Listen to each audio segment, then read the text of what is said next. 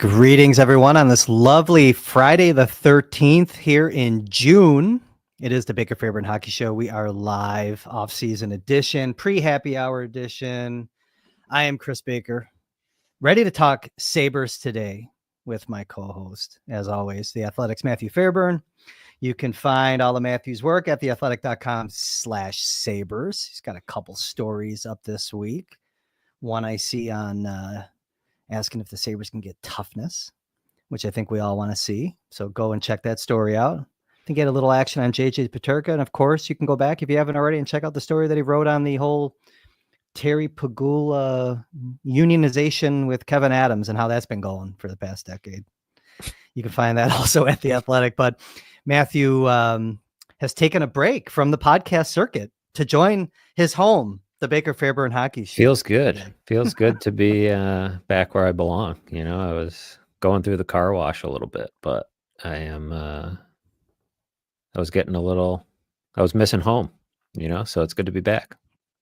Well, here you are. Welcome home, Matthew. It is a Friday afternoon, 3:00 p.m. for those that aren't watching live, that check this out over the weekend or early next week or whatever. But a couple things to talk about. So we just wanted to kind of clear the deck with the draft coming up soon. Before we begin, as always, on your way in, if you're watching on YouTube, like this video, subscribe to the Sabres Prospects YouTube channel, hit the notification bell so you know when Matthew and I go live.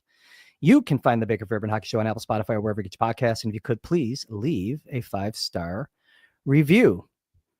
Short agenda today, maybe a shorter show. We've been going long. Okay, and this is supposed to be the time when maybe we shouldn't go so long. Like there's no games being played. There's like limited drama. Well, actually, it's not true. I think we're going to get into that today, but probably a shorter show today. But like I said, we just wanted to clear the deck of things that have been happening in the Sabres sphere. So on today's show, we will talk about the Sabres being in the rumor mill. And there's two players that we'll be talking about. And I think we're going to also comb the trade boards this week and maybe come up with, one or two targets, maybe Matthew and I or the chat, if people actually come and show up today, because it is pre-happy hour and it's 75 degrees out. What the hell are we doing here, by the way, right now? Do we like the Sabres this much? Do we like talking about this team this much? On a Friday at 3:00 in the summer in Buffalo, it's not even pre-happy hour. That feels like firmly happy hour to me in the summer months. It is around here. It is. I had a 7:30 tea time this morning, played like absolute dog shit. Did hole out from distance today, but that was like the only highlight. Other than that, it was a very forgettable round. So we'll take another run at it tomorrow morning. But yeah, so let's talk about this Buffalo Sabres team, Matthew. For those that have been paying attention on social media, catching up with, what's been happening at The Athletic and maybe some of the other news sites that cover the NHL in depth, it seems like the Sabres are kind of a hot topic with Kevin Adams seemingly ready to do something, to make some moves, to be open to almost anything. Let's just start there at a high level. If you can kind of recap what some of your peers like Chris Johnson, like when you look at his trade board, you see some Sabres on there. They got some big decisions coming up, right? July 1, they can start negotiating with Alex Tuck. They got a draft coming up. They got the 9th overall pick. And then we've talked about it this offseason, but I think we're going to keep talking about it until something breaks. There's a defenseman and a winger that seem to be popping up in a lot of these rumors lately, league-wide. I'm going to pass it to you, Matthew, to kind of take it away. Yeah, you and I have not talked since the Combine wrapped up. And the Combine was sort of the starting ground for a lot of this chatter about the offseason, about trades, about free agency. And it was a busier Combine probably than usual in terms of GMs being in town, team staff being in town, because the draft is going to be decentralized. There was more of an emphasis on getting some of these meetings on the books. And I find it to be, it's weird. Like we're 2 weeks from the draft right now.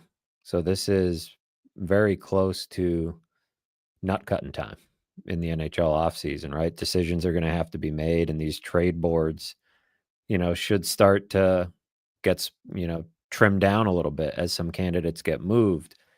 But I guess I'll start with what Pierre LeBrun reported this week in his rumblings, which is kind of, I think, an interesting table setter for the offseason as we get into all this chatter about trades and everything else.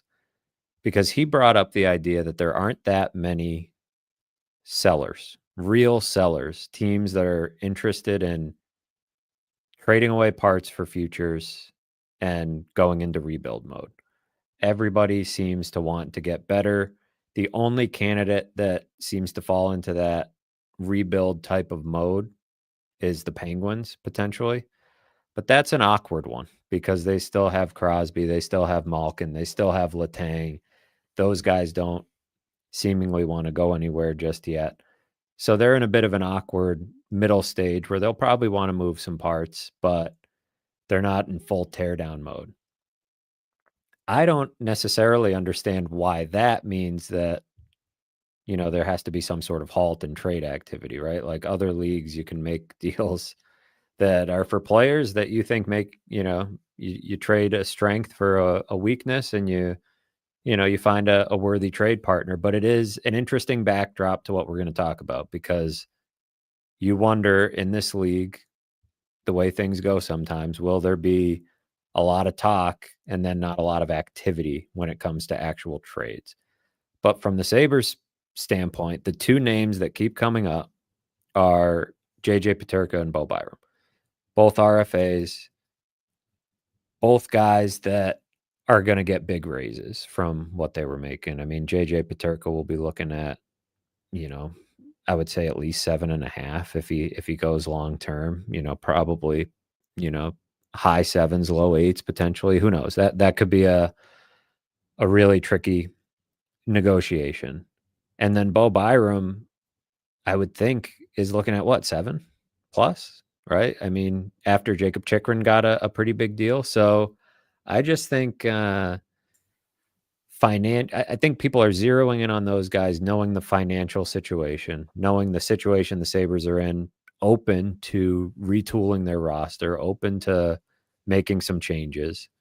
And they're at kind of a pressure point with these two players in particular, given just how much their numbers are going to go up. I don't get the sense that they are eager in any way to trade JJ Peterka, but I get the sense that the interest is really strong. And so you never know what type of offer could come up. I think they're also in a similar boat with Bo and Byram where they don't feel like they have to trade him. Let's remember they have, $21 million in cap space. So these rising cap numbers shouldn't be a huge problem for them. But I think I would categorize it maybe as more open to offers or more open to the idea of moving Byram than they are Peterka. That's only to say they don't seem all that open to moving Peterka. But it feels like the vultures are going to be circling on these two names in particular. We haven't heard really too much substantial about other names. Doesn't mean guys won't get moved, right? Matt Savoy got moved sort of not out of left field, but that was a trade that I don't think, anybody had identified as a possibility. So a lot of stuff can happen. A lot of names can get thrown into the mix, but these are the two that we see very high on these trade boards that the insiders are putting out. So we're talking trades, right? We've seen Byram on trade boards, RFA, Peterka RFA, you're seeing them on trade boards. What are we hearing on offer sheets? I mean, we talked a little bit about it with Peterka last week. It seems like maybe it's kind of sneaking back into some of the reporting. Again, the thought that one or both of those players could be extended an offer sheet. Now, just because they get extended an offer sheet doesn't mean they'll sign it. Right. But I mean, it's possible, like it could happen. Are you hearing anything or is there anything there worth talking about? Sabres are in position to match unless it's like an absolutely crazy bonkers offer sheet for like a Peterka. They would have to like wildly overpay someone for someone would have to wildly overpay Peterka for the Sabres to not match an offer sheet. And then the Sabres would get get 4 first-round picks, which, I mean, I get that you're not trying to get worse, right? You're not trying to get futures, but getting 4 first-round picks for JJ Peterka, depending on the team, I think you could do worse.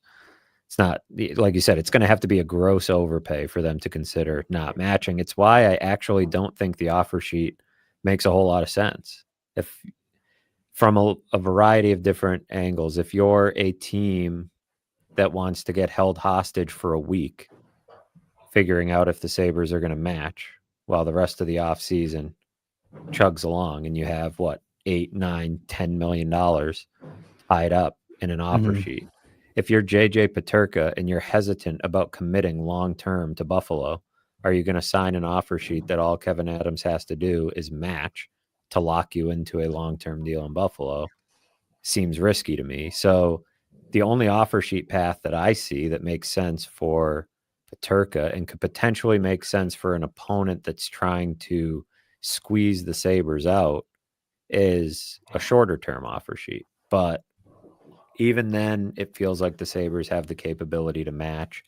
And I think we know just from listening to Kevin Adams, and common sense tells us that if they're going to move off of JJ Peterka, they want to do it to get other players in here, right? They don't want to just subtract a player like that from their roster for futures. So the offer sheet doesn't strike me as particularly relevant to Peterka, even though it seems like his name gets attached to it all the time. It just doesn't seem to make a lot of sense. Bowen Byram might be a different case. That might be one where you're putting the Sabres in a different and trickier situation because they have the money tied up in Dahlin and Power. Somebody might be willing to go 8 on Byram. And then I think that makes, the Sabres situation or their decision on that is a little bit trickier, right? And there's ways you could structure that to put some pressure on the Sabres. But that might be why, you see these reports that Kevin Adams is gauging the market and trying to see what's out there, because I think if there's a fear of an offer sheet, that's your guy. And frankly, the other one might be Ryan McLeod, right? Some of these mid-tier offer sheets, I think, seem to be coming back in style, or at least the Blues made use of it last year. And there's a chance that other teams try to follow suit. The Sabres, I would think, they love Ryan McLeod, obviously. That was kind of a home run trade for them. So they have too much cap space for it to be the best strategy for an opponent to try to, squeeze them on an offer sheet. I just don't see it. But if I'm ranking who you'd be worried about, it's probably Byram, McLeod, and then Peterka for me, because it feels like somebody's doing you a favor signing Peterka to an offer sheet, as long as it's not completely unreasonable. I agree with the favor, letting someone do the negotiating. I don't know. Kevin Adams going around engaging the market is also gauging the market on who might offer sheet his players. It's not just who wants, you know what I mean? So, it's good for him to at least have some conversations, and hopefully they're productive conversations. They're not just like open-ended, because there was also, I don't know if it was Sarah Valley or someone was saying, yeah, well, Kevin Adams is out there making calls and everything's on the table, but that's the problem. You can't have a really good conversation because Kevin's like, yeah, I don't know. I'm open to talk about pretty much everybody. And then it's really hard to like grind down. Where do you go from there, right? Right. Yeah, it's like really hard, so I don't know how productive those conversations are. That's what worries me a little bit about this exercise. On Bowen Byram, the number one thing I think that bothers me about the Byram discourse in Buffalo is he can't drive his own pair. Don't pay him. He can only play with Dahlin. Yeah. So what? So what? That means he's a guy that can be out there playing a lot of minutes. And you solve the problem who plays with Dahlin. It's not like it was a huge problem, but Dahlin makes everybody better. If Bo Byram is a very good hockey player, we all agree, and he does really well with your guy that you want out there playing 25, 26 minutes a night. So what if Bowen Byram can only play that role? Honestly, I don't think it matters. I know I get the redundancy and everything else. He kind of does the same thing that Power does. And he doesn't actually do a lot of the same things that Dahlin does. He's just not 6'4.5", 225, full of piss and vinegar. And I think that's the problem that people have with Boba. But if he can play with Dahlin and you solve that and that's your pair and you just go to market with it, great. He's going to play a lot of minutes. He'd be fed plenty of responsibility. He'd be happy. It's one thing that just kind of bothers me about that.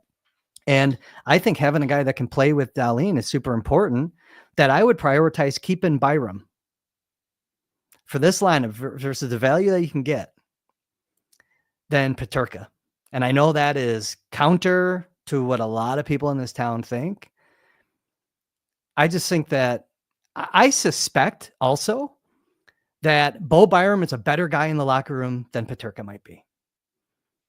Well, And I think that, you know what I mean? Because JJ, what did JJ admit at the end of the year? I need to improve my body language. I need to just kind of get better. Like almost what he was saying, I think, in a way, was I need to be more professional every day I come to the work. attitude needs to be there, right? The positivity, the team first approach, right? Like all these things.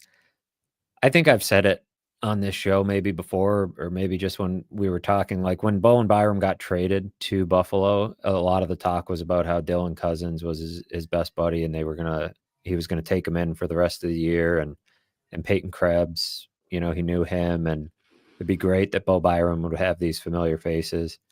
I swear by the end of the season, especially by when we got back this fall, if you didn't know the backstory, you would walk in the locker room and you wouldn't have been able to pick out who Bo Byram's best friend in the room was. Like, he's that kind of guy. And that's just in the snapshots that we see in the locker room. And this is not, behind the scenes when there's, no reporters in there and they're really just being themselves. But this is just a guy that people gravitate to him. And I wouldn't have sat there and said, oh, he's like, it was almost like Dylan Cousins needed Bo Byram more than Bo Byram needed Dylan Cousins after a while. Like, Byram's just that comfortable. And to say he's better in the room, I don't think is a stretch at all. I don't even think it's that much of a knock on Peterka either, because Bo Byram's a great guy. That good in the room. He's one of the guys that's won a Stanley Cup. He's a leader, has been at pretty much every level he's played at, and actually knows what it looks like to win, knows what it feels like, know what it takes. And I'm with you on Byram that it's really hard without knowing what's on the table, right? Like, what is this guy's true value?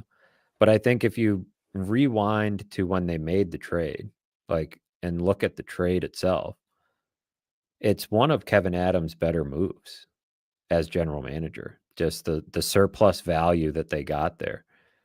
There was not, and Kevin Adams said this at the end of the season, necessarily some grand master plan when they acquired Byram. So that was maybe if you were going to poke holes in this whole situation, that was probably it, right? It was more so acquire a talented player, figure it out along the way. But you end up in a situation where your worst case scenario, especially considering he played 82 games and played well this year, your worst case scenario is you have a pretty good trade asset. You're getting more, I think, for Bo and Byram right now than you would be getting for Casey Middlestat. So it's a good problem to have, but I'm with you on the Byram Dahlin thing. What I would like to see from the Sabres this offseason when it comes to their blue line is just a real intentional plan. I do not care that Owen Power says he can play with anybody. Do not care, because what would he know? You haven't found him the ideal partner. And I think he's demonstrated, frankly, that he can't play with just anybody, right? And he would not know. He does not get to decide. It's the same thing we talked about with Yuri Kulik. Should he go to Worlds or should he go to the AHL playoffs? Well, it shouldn't really be up to Yuri Kulik, because how would he know what's best for his development necessarily as a 21-year-old guy? And in Owen Power's case, I think of it similarly. So I want to see some intentionality about this with how they build these pairs, and not just say, well, Dahlin, it's kind of interchangeable or this or that. You're going to need to mix it up throughout the year, different situations. You're going to need to deal with injuries at different times. But there needs to be a real concrete plan to let these guys get comfortable together.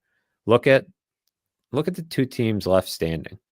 That they have really solid defensive pairs, like guys that have played a ton of minutes together. And in these high pressure moments, high pace games, the decision making, everything has to be so crisp and on point. Like, give these guys that chance. And that might be Byram and Dahlin. Yeah. They tried the Samuelson Dahlin thing again. And doesn't that feel like what the decision is here? Is it Samuelson and Dahlin, or is it Byram and Dahlin? And if it's not Byram and Dahlin, then it feels like you're trading Byram. right? And Yep. then what Yeah. happens 20 games in when Samuelson gets hurt? So that's where the other place I've landed on both Peterka and Byram, and it's not like your optimal, ideal cap management, but I wouldn't mind walking them both to UFA. Say, look, you're not sure if you want to sign up for the long term here, but you're under team control. I think Byram has 2 RFA years left, and Peterka has 4. So do the Martin Natchez thing with Peterka, right? Give him a couple years. Bo Byram, give him a couple years. See if you can win them over in that time. And if you can't, you've got trade assets, right? You're not going to keep everybody anyways. But if the value isn't perfect for what you need on the open market, use the leverage that you have. You have team control and you have good, useful players. Like those were 2 of their better players at times last year. I think Peterka needs to be more consistent. The 200-foot game, could use some work. But 68 points on a really lousy team wasn't a bad year by any means. Byram played all 82 games and was definitely a driver for them on and off the ice. So if you don't find the right trade, then find a middle ground on the contract. Not every contract needs to be 8 by whatever, 8 by 8, 8 by 7, Right. 8 by 9. Like find some middle ground here, especially if there's reluctance on the part of the player to commit long term, which I think is just a sign of if there's reluctance from a player to sign here long term, that's probably wise, frankly. And so give yourself a chance to prove it to them all over again the next couple of years. Is there any arbitration rights for these players? I just thought of that. I should have looked that up before. I don't think so. I don't think so either. Maybe. I mean, Byram's getting close to free agency, so it's possible he has them, but I don't think he does. Yeah. Byram does have arbitration. He's arbitration rights. Eligible. Okay, so that's interesting. It changes it a little bit. So does McLeod, obviously. Peterka does not. No, because he's coming off that entry level, and Yes. same with Levi does not, right? Yeah, because he's coming off that entry level. So Mhm. Jack Quinn should be in the same boat. McLeod and Byram are actually 2 really interesting. If those actually went to arbitration, I'd be really fascinated to see those play out and what the numbers would come out at. But maybe not even, especially in Byram's case, if he's really digging his heels in, we've seen it before where it can backfire, right? Feelings get hurt in those arbitration cases, but I don't think you would be mad about having Bo Byram full of piss and vinegar to start the season, trying to prove a point about his worth. And I got to look into that too, because if the Sabres qualify and it goes into arbitration, it might block an offer sheet on him. It could. I have to look into that. I'll look into that. I'm not a contract. I've said this several times. I'm not a contract guru, CBA guru when it comes to that stuff, but there might be some wrinkle there that maybe messes with some teams' plan there. But at any rate, no.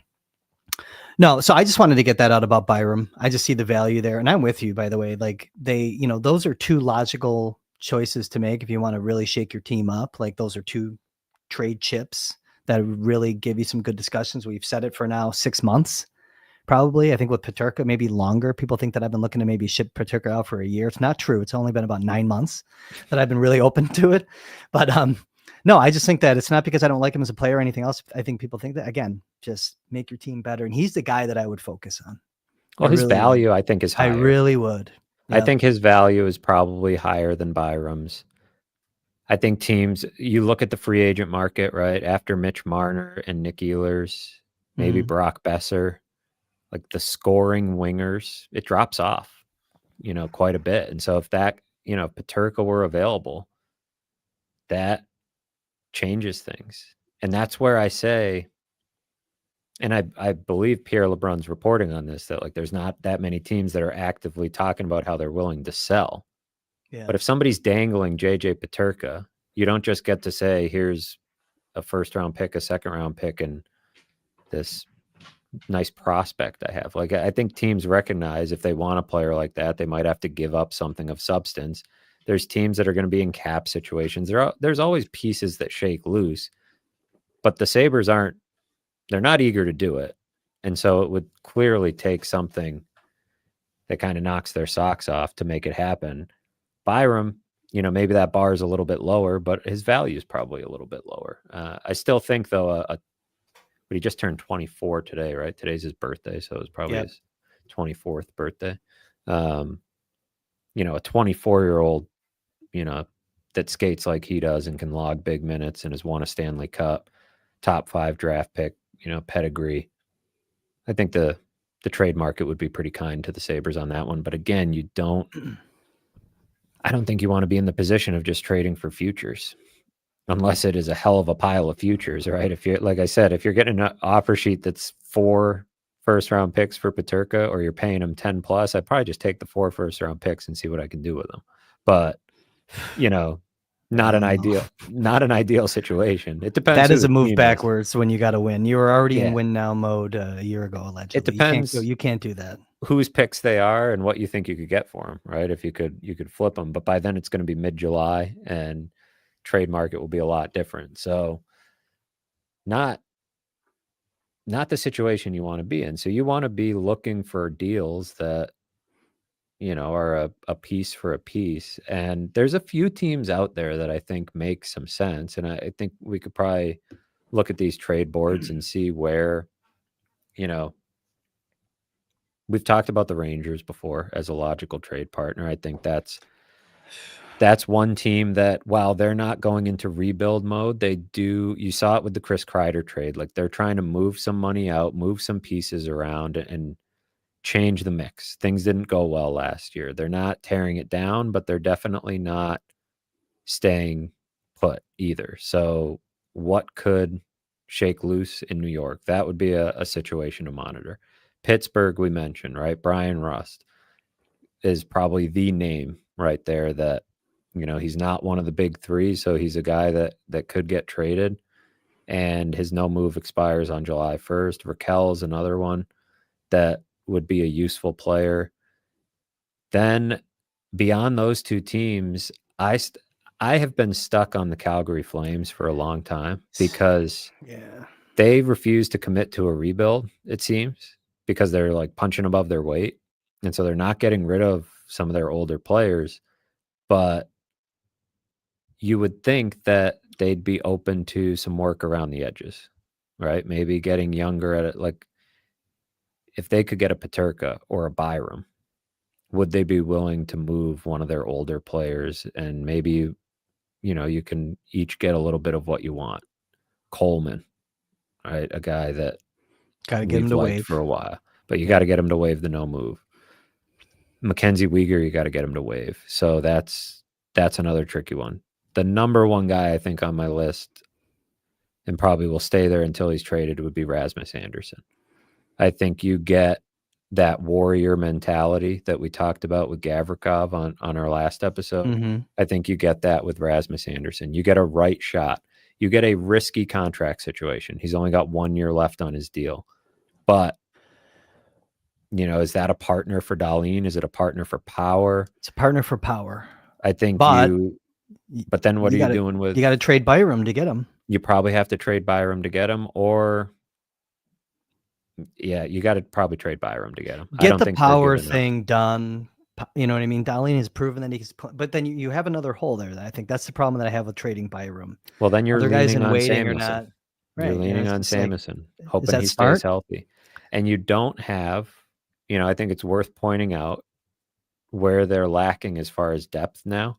I know Henry Jokiharju was a favorite whipping boy, but that's who they went with for a while out of the gate with Dahlin, and it was fine. It wasn't incredible, but Dahlin was a little banged up, and you don't really have a fallback option if Samuelson gets hurt and you don't have Byram.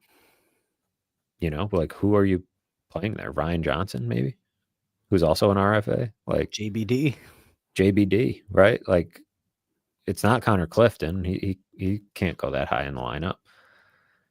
So I mean, I would They're like to in, be Ryan Johnson. It just doesn't. It just seems like he's not going to get. He just hasn't been getting that fair look here. no, Rochester didn't go far enough in the playoffs for him to really pop enough. He played well this year, though. He did. I think he can come into camp and earn a job based on merit. But I wish it would be him because he can skate, and I think he could add some juice if he gets more reps. He just hasn't gotten that opportunity. yeah, short training camp didn't help him last year. It was like he had already been written off before camp even started. He's not overly physical, which I don't know if that was a knock from. But he boxes guys out, though. But he does box guys out. He knows how to play. Like his defensive fundamentals are very good. The way he breaks the puck out alone is, I think, he actually would not be the worst match for Dahlin, because he doesn't really overthink the game. I feel like he plays a pretty direct and simple game, and it's hard for people to see it because they haven't seen it. Yeah, and it's hard to move. That's why it's hard to move Byram. For you need some defensive depth right now. And especially with Power being hurt, with Power being hurt, and with Matthias Samuelsson, always seemingly being a few games away from his next injury, like it's hard to. That's why I say they need a real decisive plan about this blue line. And even if it's mostly status quo, then who are you adding from the outside to really fortify that second pair with Power? Because it has been a problem for so long. And I don't know if JBD is the answer. And he's also an RFA, by the way. I don't know if he has arbitration rights. I have it up. I don't think he check. He does. He does. Yeah. Imagine that. A JBD. We'll be busy in August. There's a JBD arbitration hearing. We'll be all over it. I don't want to be talking about JBD in August. I'll tell you that right now. I'll barely be ready to talk about it in September, but I'll talk about him in September, not August. Over 30 minutes in, hit the like button if you could on this Friday the 13th edition of the Baker Fairburn Hockey Show. We're talking Rasmus Andersson. We're talking JJ Peterka. We're talking Bowen Byram. On Rasmus Andersson, Matthew, he does have a 6-team no trade. I actually think with Dahlin being here, Buffalo could maybe not land on that 6-team no trade. I think Dahlin for other Swedish defensemen is a selling point. I think you could talk him into not just waiving, but signing. He's got 1 year left at a very reasonable number. So you're looking at cost savings probably on Byram. You're basically $700,000 above what Byram's cap hit was last year. So, I mean, it's a really good number. Weegar is great, right? Like Weegar would be an awesome addition to Buffalo for so many reasons, but Anderson's younger and probably better. Maybe. I don't know. I mean, I think that's a tricky one. I mean, it depends what you're looking for. What you need here. Again, we talk about toughness, talk about attitude, edge. I don't know. I don't know if Anderson's better. I mean, Weegar is shot blocking. Rasmus Andersson gets hyped up more than he is, I think, league wide, because he's a right shot, because of, he's always like, he's got the contract coming up. He seems gettable. He's always seemed gettable. And I don't know. I'm not saying he's not worth it, because like when we said who's our guy, who's the first guy you look, like when you look at Kris Johnston's trade list, Rasmus Andersson sticks out like a sore thumb for the Sabres. He was also the first guy that I wrote down. So I'm not saying it's a negative. I do feel that like a lot of times, like on social media, and the people that, there's a Sabres account, he puts like 5 trade proposals out there every day. Like Rasmus Andersson's on like 3 of them every day, and it's usually I think an overpay. You know what I mean? Weaker, I don't think is as gettable. I just think that they know how important he is. And that's why Rasmus Andersson is on this trade board. You're not trading both of those guys, right? And no, I feel like Andersson is more gettable because they've got a big prospect coming through that they probably want to get, some of those important minutes to. And he's a right shot. And I know Weegar plays both sides, but like Yeah, they just have this like surplus on the right side, which is so rare in the league that it seems like they're the team I always come back to as even though they're not rebuilding, they're Buffalo West. right. Yeah, they're They kind made of the playoffs. they had a good year. They had a much better year than I think everybody expected. They had great goaltending. I wanted them to make that play in the last week there. They were there. I wanted them to make the playoffs. I thought they had it. They're a competitive, feisty bunch. They're kind of like a bizarro Sabres in a weird way. Like, I mean, they've got like cool different jerseys too. Yeah. Well, yeah, they didn't completely gut the culture when they decided to, rebuild and change things a little bit. So, I mean, they took it on the chin too on like the Kachuk trade, right? And they've had a similar path to the Sabres, but they've managed to keep some of their, I mean, with guys like Coleman and Uyghur, like you've got, some real character guys that's why I always gravitate to them as a trade partner, because it seems like they have a lot of what the Sabres would want. But then again, the Flames don't seem keen on giving it away, and I can't say I totally blame them. They're not interested in racing to the bottom necessarily. So if you can't get Rasmus Anderson, there is another compelling player there that actually Buffalo might be on this player's 10-team no-trade list. Right shot defenseman Connor Murphy.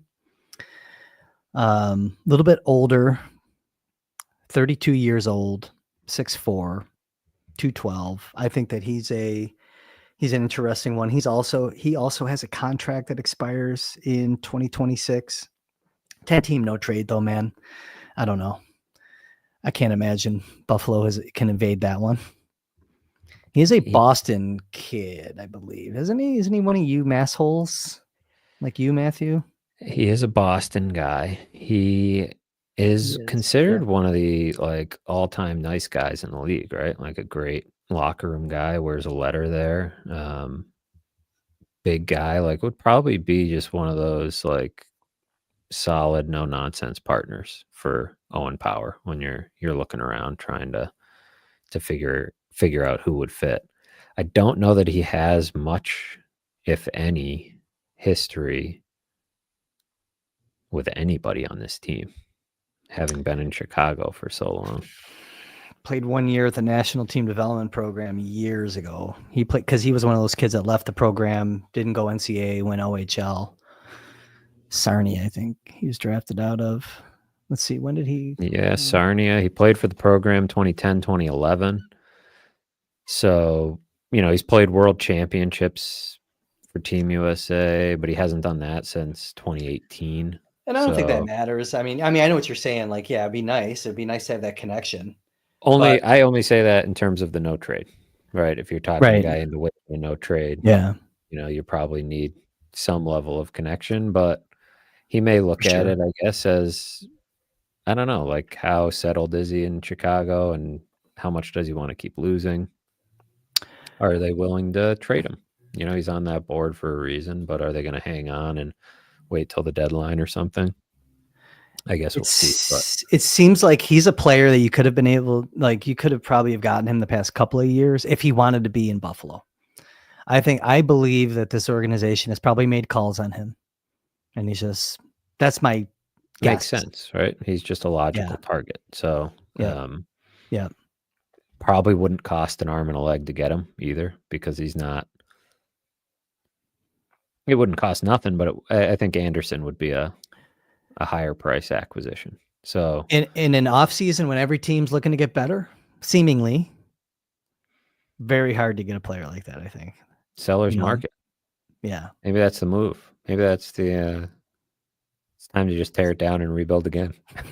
That's why you trade Peterka, man. I'm telling you, rebuild number 5. Probably really like. I don't know. I'd be calling Drury and be like, "What do we got to do here?" Could you? If they don't get if New York wants Jason Robertson, can't get him, go somewhere else. Call him, because you could probably get at least one of the pieces as your primary in return in a Peterka deal. Then they'd have to get up, like they'd have to give to Dallas.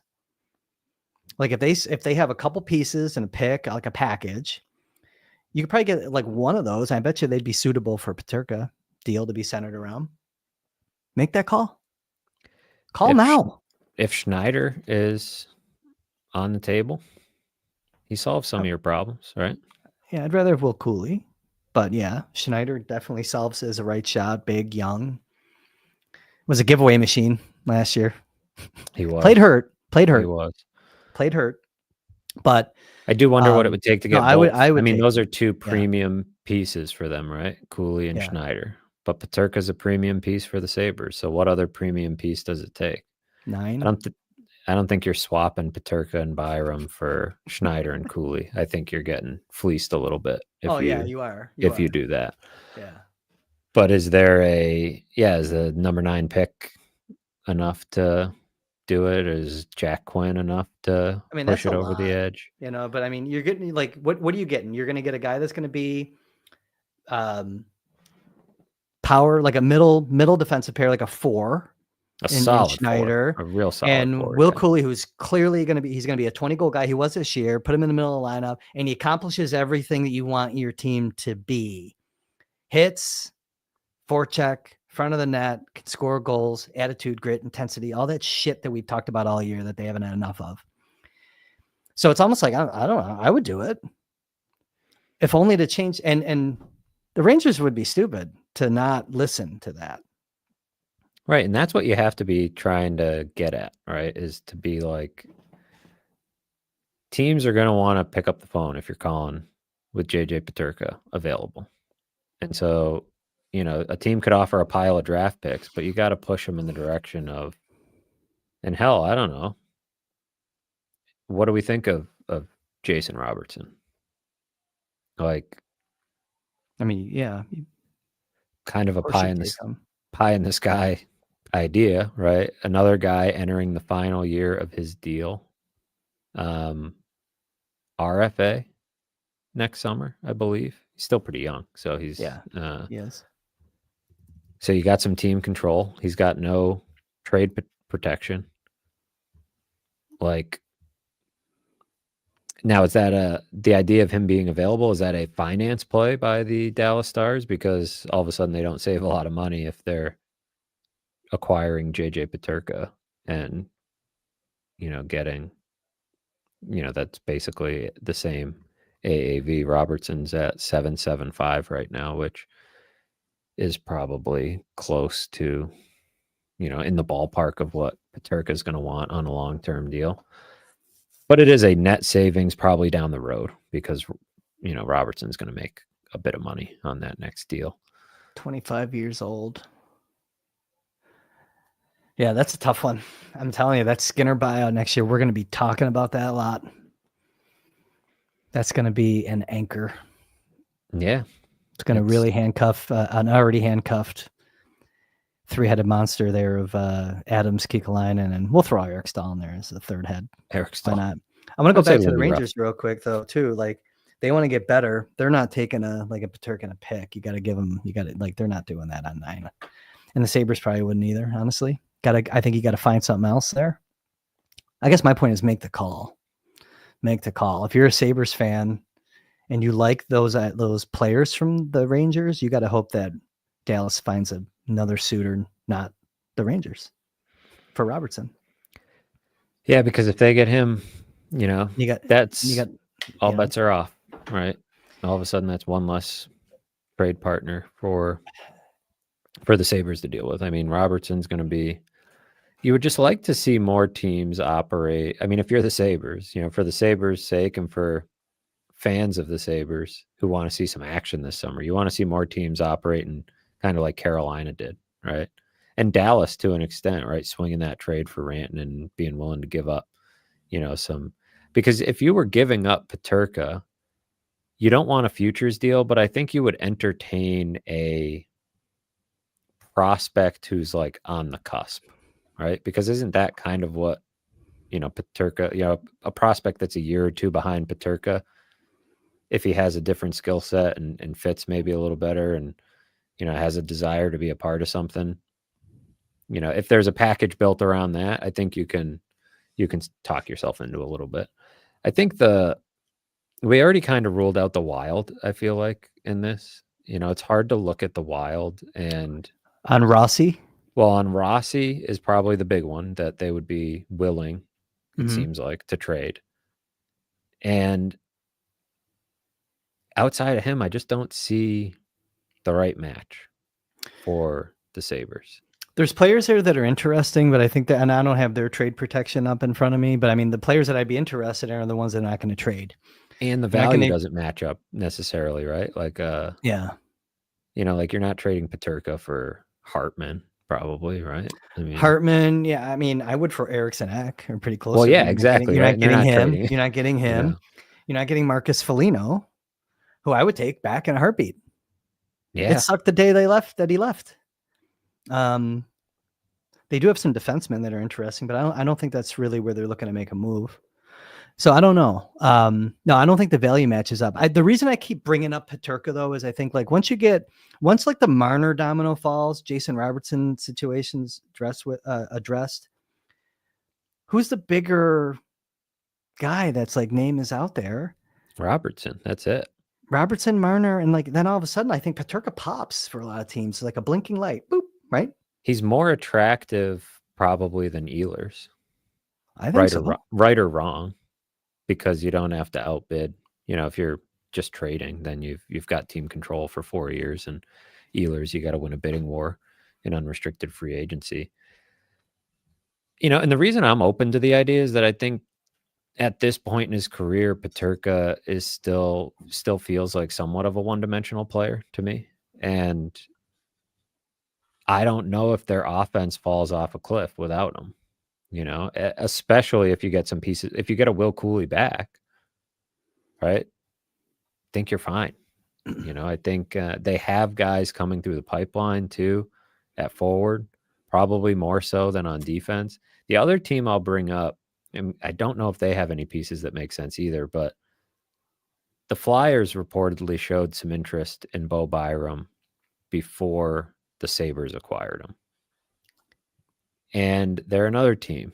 Again, they're kind of trying to pull themselves out of this rebuild. So they're not necessarily trying to give you their, legit, proven, good NHL players. And I look at their roster and I don't see, it's kind of similar to the Wild where it's like the guys I want, I don't think they're going to give up. I don't have Philly's lineup up, but the one name that I'm now coming back to with Minnesota real quick before we go to Philly is David Jiricek. Yeah. Value doesn't exactly match up, but it's not that far off either. And that makes you think a little. Makes you think a little. Jiricek and Peterka have the same agent, I believe. The Flyers,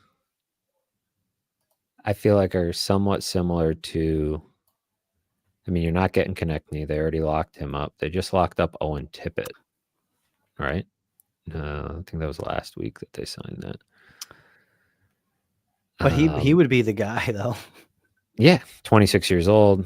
Yeah. Good all-around game. Ontario kid, yeah.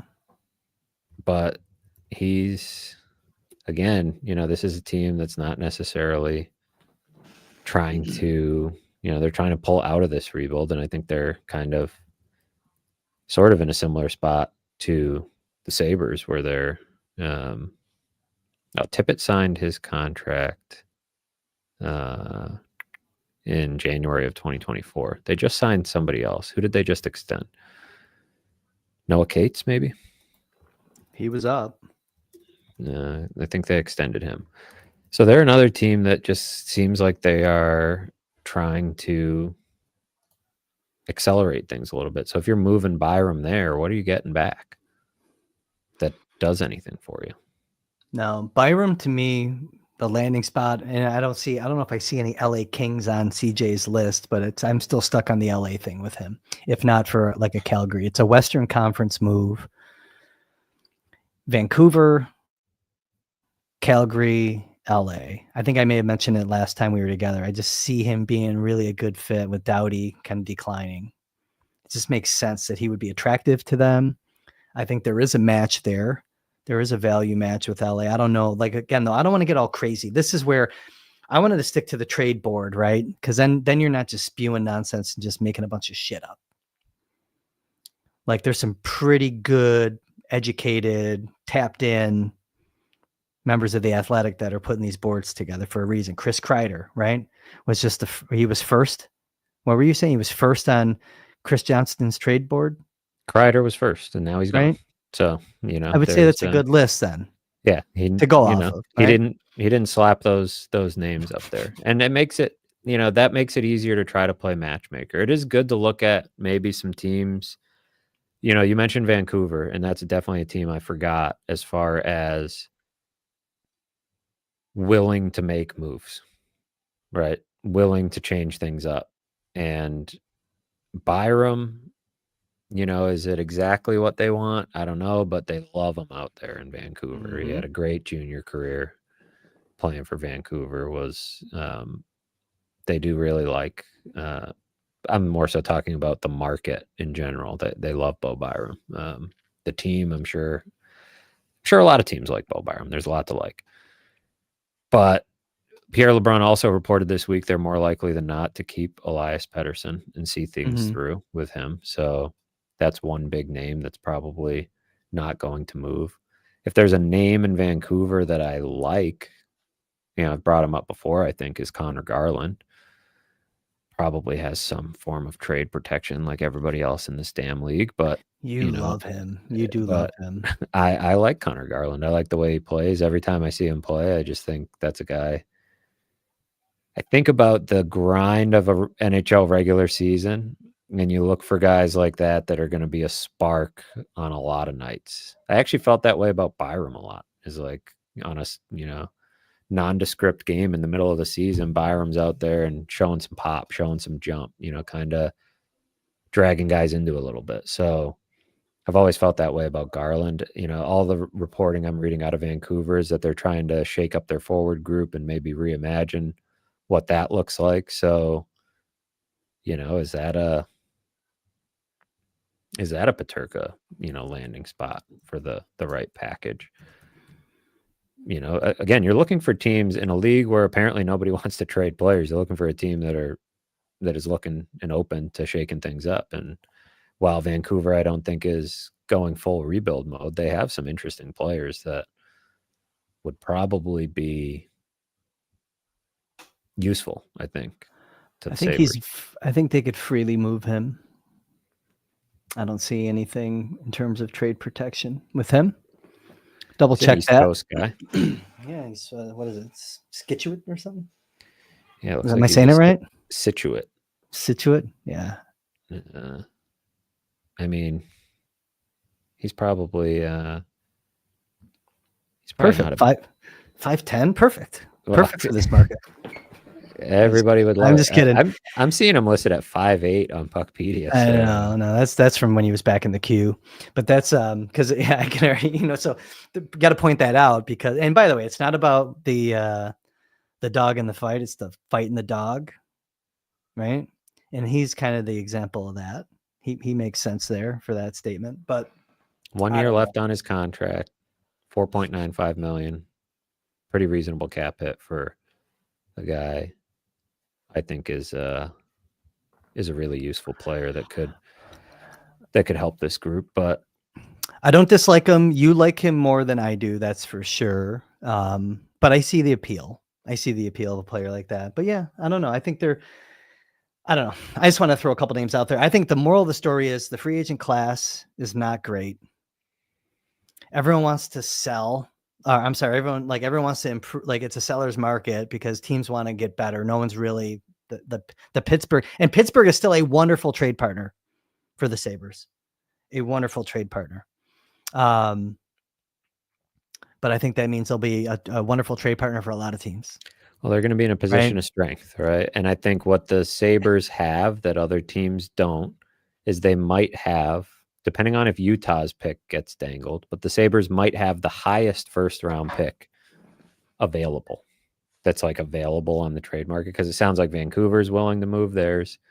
Montreal has 2, so they're willing, potentially to deal. Columbus, maybe, I think, has vocalized that. Don Waddell has said that 14 is available, I believe. Utah, I think, has been sniffing around, what that number 4 pick could be, but like, the number 9 pick is maybe the highest one out there, but the Penguins might have 2 first-round picks, depending on what the Rangers decide to do. It's kind of funny. The Rangers can wait until like a couple days before the draft to decide if they're going to give up that pick. So if the Penguins get that pick, do they really want 9? Do they need like 9, 11, and 12? Actually, Kyle Dubas would say they probably do. Yeah, maybe. And I think they do. Well, when you're looking at the barrier to acquiring a player, I feel like Rust starts to make a lot of sense, because 9 and something. You know how I feel about this. I would put 9 in play for Rust. All I need are 3 good years out of Rust. Rust is in play from the sounds of it. They're at least getting calls on him. And you get there without Paterka or Byram, I think. Don't you? Oh, yeah. Like, for sure. You could add like a Jack Quinn might make sense.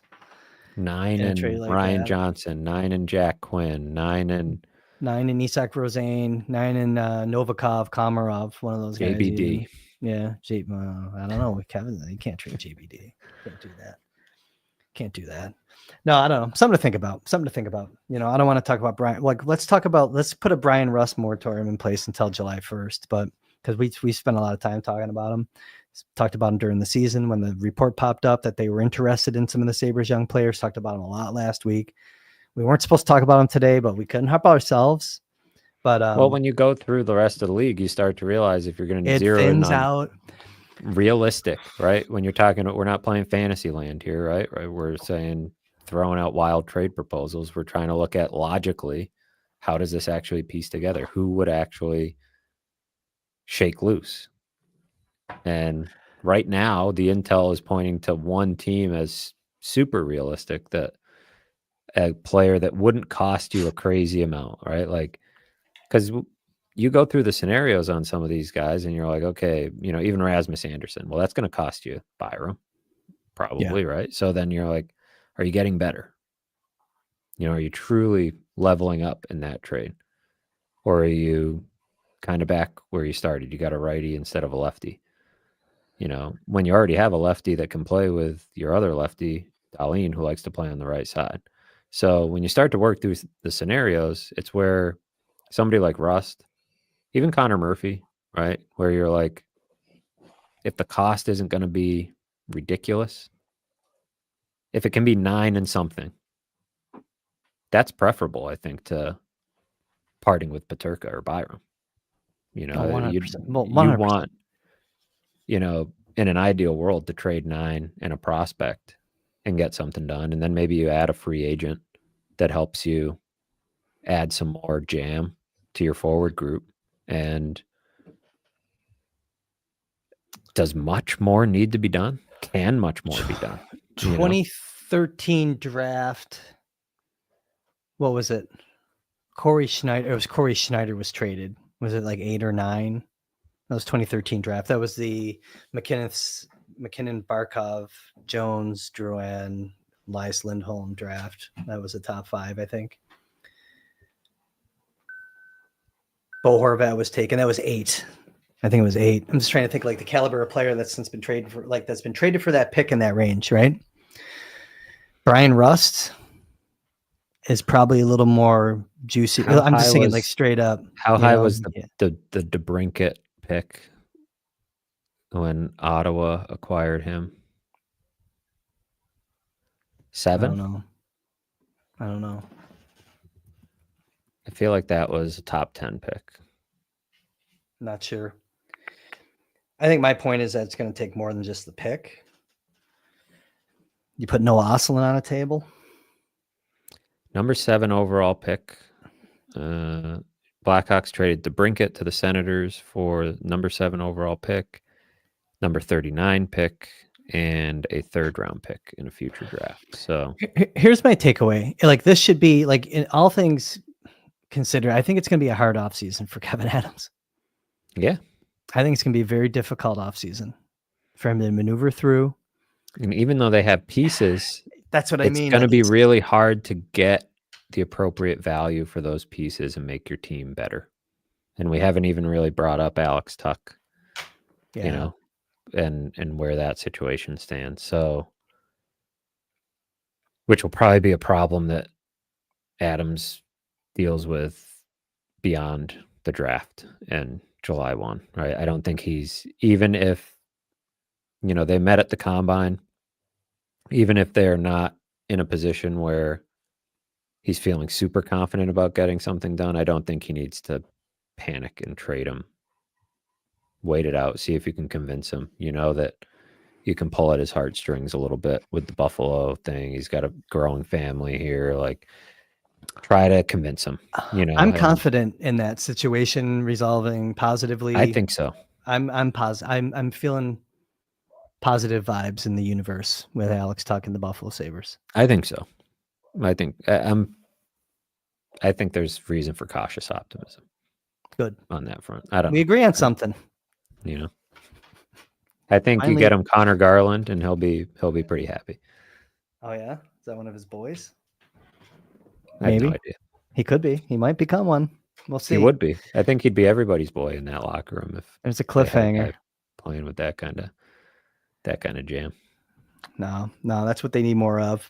Well, listen, I think we should not touch the chat today. First time in a long time. Let's just let the chat to themselves today, not to us, unless you want to hit something. If you have something that you really want, throw it up. But we're already in an hour, and I'm not gonna lie, I want to get out of here. And it's 4 o'clock. It's 4 o'clock, man. And I gotta go get the kids. You gotta go get the kids. It's happy hour. It's a summer Friday. You got the day off. I think it's time to let the weekend start. I think for us and the chat. I think I'm gonna get some wings. I walked 7 miles on that golf course this morning, chasing my ball around, dealing with penal rough. Oh, I need comfort food after that trauma. Matthew, do your plugs so we can get out of here. You can find me at theathletic.com/Sabres. There's probably a deal going on. Kris might know it. I don't. It's always changing. $2 a month, maybe. Whatever it is a great deal. It's a great deal. Last time we were together, it was only $1.99 a month. That's pretty good. It's pretty good. You can find me mowing down a plate of wings probably in about an hour and a half somewhere. I'll let you know. For Matthew Fairburn, for the production crew that has been really helpful in watching my 2 dogs during, this is like the witching hour for them right now. They only bothered me once. So thanks, production crew, for that. I'm Kris Baker. Thanks everyone for hopping in. If you can, please, again, hit the like button on this video, subscribe to the channel, do all that stuff. We're going to be back very soon, leading up to the draft, leading up to July 1st and all the fun nonsense that comes with that. Hopefully we have some good things to talk about on that day. Everyone, summer's coming up in a week. Enjoy the last week of spring. We'll see you next time.